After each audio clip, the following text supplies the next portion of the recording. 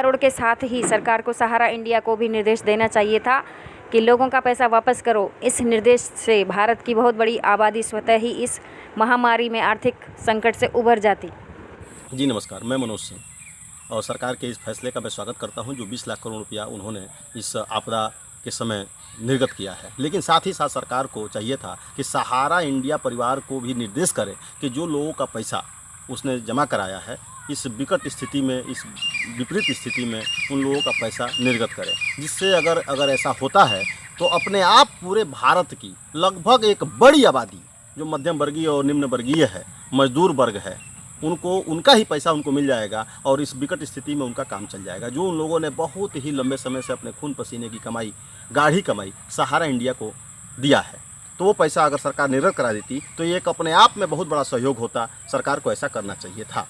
अगर नहीं हुआ है तो सरकार से पुनः अपील है कि इस बात पर वो गंभीरता से विचार करे और जो जनता का पैसा, जो गरीब जनता का पैसा, मैं बार बार ये कहना चाहूँगा, गरीब जनता जिसमें मजदूर है, जो ठेले वाले हैं, खुमचा वाले हैं, चाय वाले हैं, पान वाले हैं, और जो सड़कों पर जो है अपना बोरा बिछाकर छोटा मोटा जो है कारोबार करते हैं, व्यापार करते हैं, मजदूरी करते हैं, उन लोगों ने बड़ी ही कठिनाइयों के दौर से गुजरते होने के बावजूद भी अपना पैसा सहारा इंडिया में जमा किया। जो उनको कई वर्ष हो गए उनका पैसा उनको निर्गत नहीं हो रहा है। और सरकार से मैं अपील करूंगा कि इस महामारी की स्थिति में जहां एक एक पैसे के लाले पड़े हुए हैं, सरकार को जो है सहारा इंडिया को निर्देश देना चाहिए कि लोगों का पैसा वो तत्काल वापस करे।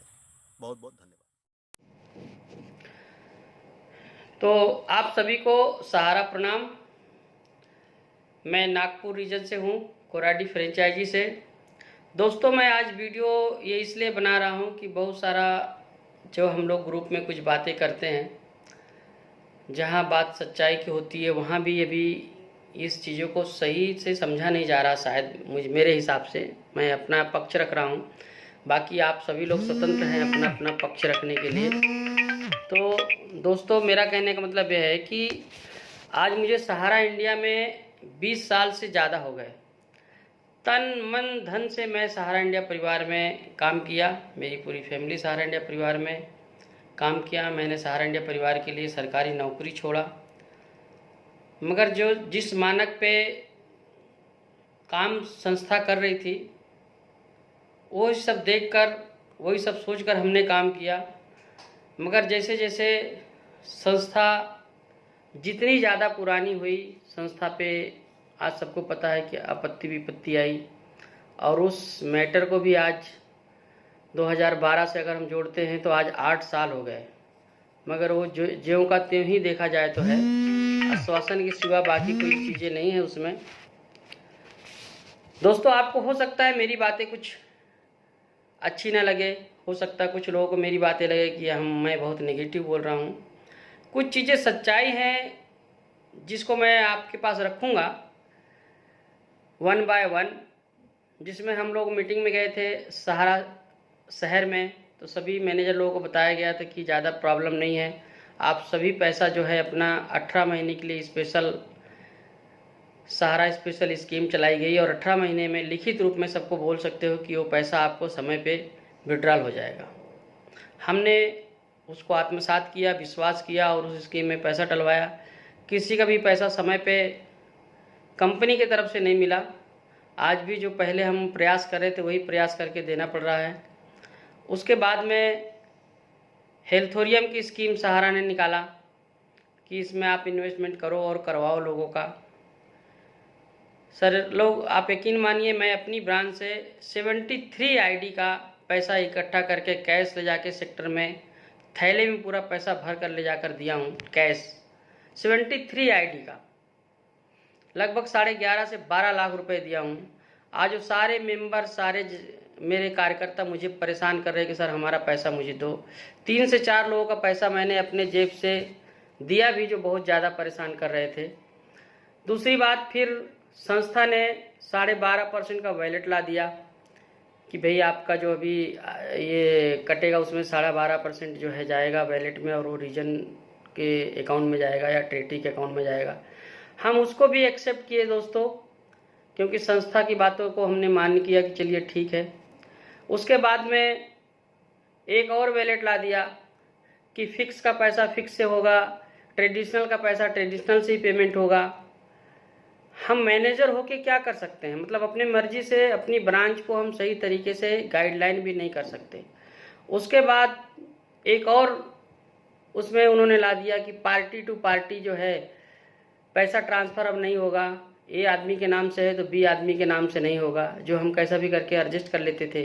कोई ऐसे जमा करता हमारे आते थे जो बहुत परेशान कर देते कि नहीं सर हमको आज पैसा चाहिए, तो हम अपना दूसरे का पैसा लाकर और ट्रांसफ़र करके उसको दे देते थे, उसके नाम से एफडी कर कर। तो कैसा भी एडजस्टमेंट कर रहे थे हम लोग, अपनी ब्रांच को संभाल रहे थे, चला रहे थे। उसके बाद में फिर संस्था ने एक और नियम लाया कि अब जो भी इन्वेस्ट होगा वो 18 महीने में नहीं होगा, 3 साल से अधिक में होगा। अब बताइए, किसी को 18 महीने के बाद ही ज़रूरत है, 12 महीने के बाद ज़रूरत है, 24 महीने की ज़रूरत है, तो ये संस्था की एक प्रकार की मनमानी बोल सकते हैं हम लोग कि हमको मजबूरी में उस चीज़ को मानना ही है, नहीं इच्छा है फिर भी मानना है। सही और गलत का कोई यहाँ पर अगर कोई आवाज़ उठाता है तो नेगेटिव हो जाता है। फिर उसके बाद में कई एसएफए अबाव का मेरे यहाँ कमीशन सालों से पड़ा है जो इंस्टॉलमेंट में मिल रहा है, कोई 15,000, कोई 20,000, कोई 25,000। अगर 2 लाख रुपए भी कमीशन आया तो आप 25,000 लेके संतुष्ट रहिए। गाड़ी हमने फाइनेंस से लिया है, लोन कई जगह से लिया है, इसलिए लिया है कि हम जितना काम कर रहे हैं हमको उसके एवज में भी हमारा कमीशन अगर आता है तो हम सारा चीज़ पूरा दे सकते हैं। तो आज इतनी प्रॉब्लम हमारे फ्रेंचाइजी मैनेजर को है और हमारे फील्ड के सीनियर लोगों को है। अगर इस बात को हम अपनी सच्चाई को रख रहे हैं तो इस संस्था को समझना चाहिए, संस्था के जो वरिष्ठ अधिकारी हैं उनको समझना चाहिए, न कि ये कहीं से हम लोग निगेटिव संस्था में बोल रहे हैं कि ये चीज़ें संस्था से हम निगेटिव हैं। हम संस्था में आज भी जी जान से काम करने के लिए तैयार हैं, बशर्ते ये है कि हम तो आज भी वैसे ही हैं, लेकिन संस्था के सारे नियम कानून हमारे लिए बदल रहे हैं। मतलब संस्था पूरी तरीके से बदलते चले जाए, हमारे ऊपर सारे नियम कानून में हमको फंसाते चले जाए और मजबूरी में हमको बोले कि नहीं आपको इसी तरीके से करना पड़ेगा, और यदि आप कोई चीज़ का भी विरोध करते हो तो आप संस्था के खिलाफ बोल रहे हो, तो आप निगेटिव बोल रहे हो, संस्था के खिलाफ बोल रहे हो, तो आप नकारात्मक चीज़ें आपके अंदर भर गई हैं। ये कहाँ से जाया जाए मुझे आज तक समझ में नहीं आ रहा है कि ऐसा हमारे वरिष्ठ गण जो है वो भी बोल रहे हैं, और कुछ मैं देख रहा हूँ कि जो मैनेजर लोग हैं, जहाँ थोड़ा मान लीजिए इतने सालों से काम कर रहे हैं, पता नहीं किस कारण बस वो लोग भी संस्था में सच्चाई रखने से डर रहे हैं। अगर दोस्तों हम लोग अपनी बात, सही बात भी नहीं रखेंगे, हम कहाँ जाएंगे, किसके पास रखेंगे? हैं तो हम सहारा में ना, बात अपनी सहारा के अधिकारियों से ही रख सकते हैं कि किसी दूसरे अधिकारी से रखा जाए, किसी दूसरे कंपनी वाले के पास रखा जाए। हम अपनी जो भी प्रॉब्लम है अपने अभिभावक के पास ही रखे हैं, तो उसको समझना चाहिए, ना कि ये बातें हमारी निगेटिव है। फिर भी मैं अपनी जो भी बातें थी आप लोगों के पास में रखा, और आप इसको जो भी समझो, मगर मैं अपने दिल की बातों को आज रखा। बाकी आप लोगों से भी मेरा रिक्वेस्ट है कि अगर आपको ये बातें सही लगती है तो आप मेरा समर्थन कीजिएगा, और अगर आपको सही नहीं लगती है तो मैं अपनी तरफ से आप सभी लोगों को सॉरी बोलता हूँ। और मगर मैं अपनी बातों को रखा इस वीडियो के माध्यम से, और मैं चाहूँगा कि आप भी अपनी बातों को रखिए। जय हिंद, जय सहारा।